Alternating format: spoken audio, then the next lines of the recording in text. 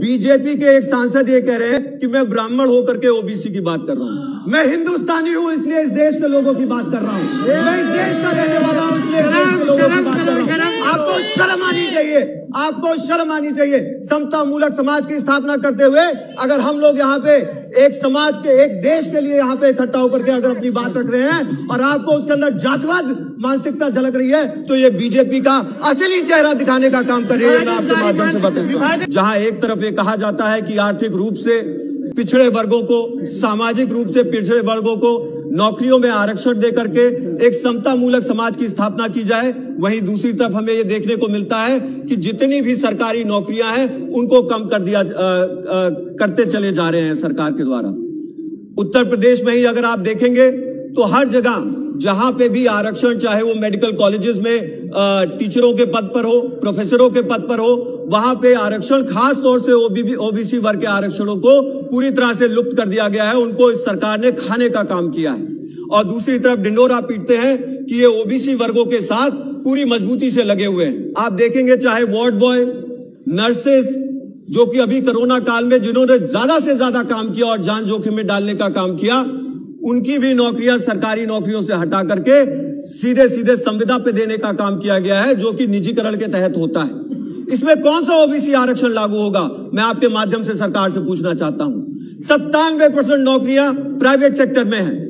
3% नौकरियां सरकार के पास हैं। इन 30% नौकरियों को भी आप घटा करके सीधे सीधे निजीकरण करके उनको आप संविदा पे देने का काम कर रहे हैं और ढिंडोरा पीट करके संविधान में संशोधन ला करके आप जनता को एक बार पुनः गुमराह करने का काम कर रहे हो। ये प्रयास कर रहे हैं कि जनता फिर से आपके झांसे में आ जाए और चाहे उत्तर प्रदेश का चुनाव हो या किसी और प्रदेश प्रांत में चुनाव हो रहा हो, वहां पे आप फिर से इनको कंफ्यूजन में ला करके इनके वोट को लेने का प्रयास करने का काम करते हैं कि सिर्फ और सिर्फ ये सरकार सिर्फ गुमराह करने का काम करती है। ये किसी भी वर्ग के साथ और किसी भी समाज में समता मूलक समाज की स्थापना करने के पक्षधर ये बिल्कुल भी नहीं है। ये अगर चाहते हैं तो सिर्फ और सिर्फ विभाजन की राजनीति करना चाहते हैं। मान्यवर बहन कुमारी मायावती जी और बहुजन समाज पार्टी ओबीसी वर्गों को अपना अभिन्न अंग मानती है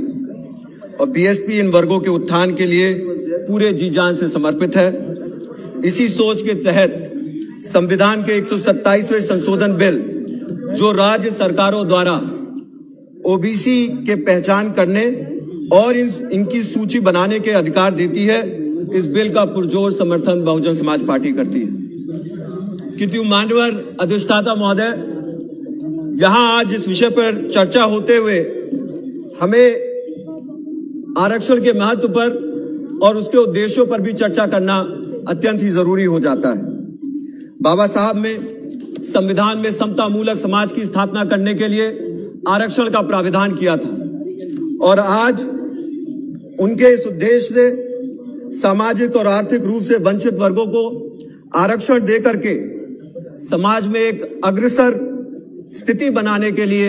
एक महत्वपूर्ण भूमिका निभा भी रही है आरक्षण। मैं आपसे यह भी कहना चाहूंगा कि आज आरक्षण ने पिछड़े वर्गों और एससी एसटी के लोगों को, लाखों लोगों को हजारों वर्षों से जो जातिगत और जात के दबाव में रख करके जिन जंजीरों में जकड़ा हुआ था, आज कहीं ना कहीं आरक्षण उन जंजीरों को तोड़ने में और एक समता मूलक समाज की स्थापना करने में बहुत मदद करता है और कारगर भी रहता है। लेकिन हम ये देख रहे हैं कि आधुनिक अर्थव्यवस्था में आरक्षण का महत्व भी घटता चला जा रहा है। मान्यवर, अगर आप देखेंगे जहां एक तरफ ये कहा जाता है कि आर्थिक रूप से पिछड़े वर्गों को, सामाजिक रूप से पिछड़े वर्गों को नौकरियों में आरक्षण देकर के एक समता मूलक समाज की स्थापना की जाए, वहीं दूसरी तरफ हमें ये देखने को मिलता है कि जितनी भी सरकारी नौकरियां हैं उनको कम कर दिया करते चले जा रहे हैं सरकार के द्वारा। उत्तर प्रदेश में ही अगर आप देखेंगे तो हर जगह जहां पे भी आरक्षण, चाहे वो मेडिकल कॉलेजेस में टीचरों के पद पर हो, प्रोफेसरों के पद पर हो, वहां पे आरक्षण खास तौर से ओबीसी वर्ग के आरक्षणों को पूरी तरह से लुप्त कर दिया गया है। उनको इस सरकार ने खाने का काम किया है और दूसरी तरफ ढिंडोरा पीटते हैं कि ये ओबीसी वर्गों के साथ पूरी मजबूती से लगे हुए हैं। आपके माध्यम से मैं सदन को बताना चाहूंगा कि एक तरफ आप देखेंगे चाहे वार्ड बॉय, नर्सेस,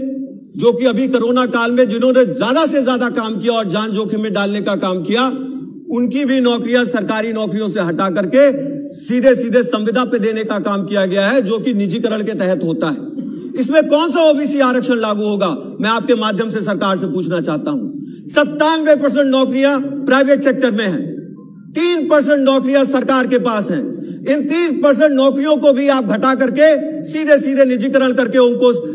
आप संविदा पे देने का काम कर रहे हैं और ढिंडोरा पीट करके संविधान में संशोधन ला करके आप जनता को एक बार पुनः गुमराह करने का काम कर रहे हो। ये प्रयास कर रहे हैं कि जनता फिर से आपके झांसे में आ जाए और चाहे उत्तर प्रदेश का चुनाव हो या किसी और प्रदेश प्रांत में चुनाव हो रहा हो, वहां पे आप फिर से इनको कंफ्यूजन में ला करके इनके वोट को लेने का प्रयास करने का काम करते हैं। लेकिन मान्यवर, आपके माध्यम से मैं इस देश को जरूर बताना चाहूंगा कि सिर्फ और सिर्फ ये सरकार सिर्फ गुमराह करने का काम करती है। ये किसी भी वर्ग के साथ और किसी भी समाज में समता मूलक समाज की स्थापना करने के पक्षधर ये बिल्कुल भी नहीं है। ये अगर चाहते हैं तो सिर्फ और सिर्फ विभाजन की राजनीति करना चाहते हैं मान्यवर, और ये अत्यंत ही दुखदायक है और बहुत ही चिंताजनक है। मैं यहां पे ये भी कहना चाहूंगा कि एक तरफ ये कहते हैं कि इन्होंने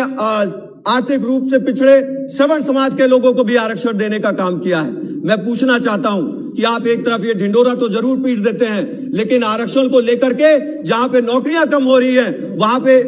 जिन लोगों को नौकरियां मिलनी चाहिए, जब वहां पे नौकरियां कम होती चली जाएंगी तो इन लोगों को आरक्षण कहां से मिलेगा। सिर्फ ये एक दिखावा होता है, एक छलावा होता है, ताकि कहीं ना कहीं लोगों के सामने एक झुंझुना बजा करके उनका वोट लेने का काम किया जाए। मैं यहां पे ये भी कहना चाहूंगा कि इसी के साथ साथ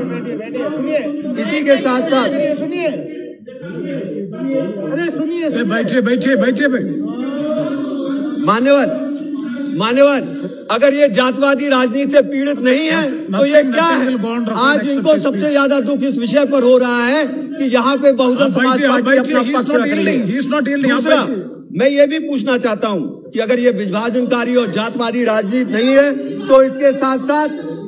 साथ साथ बीएसपी और बहन कुमारी मायावती जी, आप सुनिए ये क्या कह रहे हैं। मैं यहाँ पे इस चीज को इधर बोलो। बीजेपी के एक सांसद ये कह रहे हैं कि मैं ब्राह्मण होकर के ओबीसी की बात कर रहा हूँ। मैं हिंदुस्तानी हूँ इसलिए इस देश के लोगों की बात कर रहा हूँ। मैं इस देश का रहने वाला हूँ इसलिए इस देश के लोगों की बात कर रहा हूँ। आपको शर्म आनी चाहिए, आपको शर्म आनी चाहिए। समता मूलक समाज की स्थापना करते हुए अगर हम लोग यहाँ पे एक समाज के, एक देश के लिए यहाँ पे इकट्ठा होकर के अगर अपनी बात रख रहे हैं और आपको उसके अंदर जातवाद मानसिकता झलक रही है, तो ये बीजेपी का असली चेहरा दिखाने का काम कर रही है। मैं आपके माध्यम से बताऊंगा,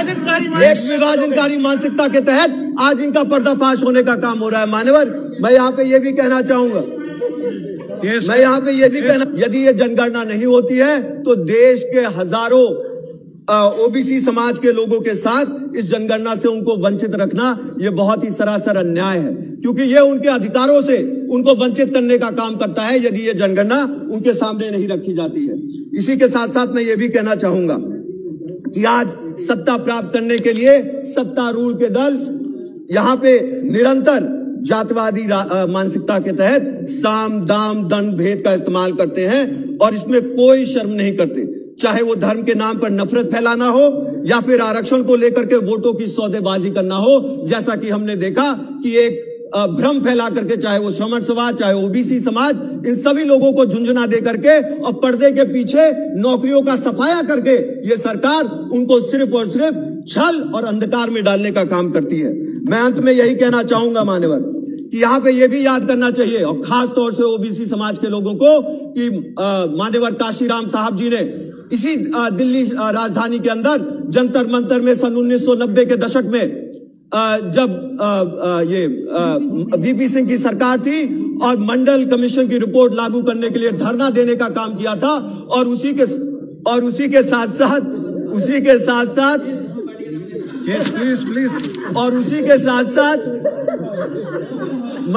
मंडल कमीशन की रिपोर्ट लागू करने के लिए माननीय काशीराम साहब जी ने उस समय धरना देने का काम किया था और वीपी सिंह की सरकार को